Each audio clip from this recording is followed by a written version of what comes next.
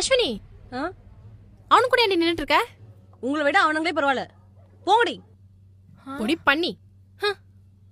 ஏய் தள்ளி போ. ஏய் போடா லூசு. நெக்ஸ்ட். டேய் பாத்து போடா. இப்ப பாரு எங்க மாமா என்னடா தைரியமா போறான்? தெரியலையே. சார், இந்த பையன் ஒழுங்கா படிக்கிறது இல்ல, கிளாஸ் ரூம் சுத்தமா கவனிக்க மாட்டேங்கிறான்.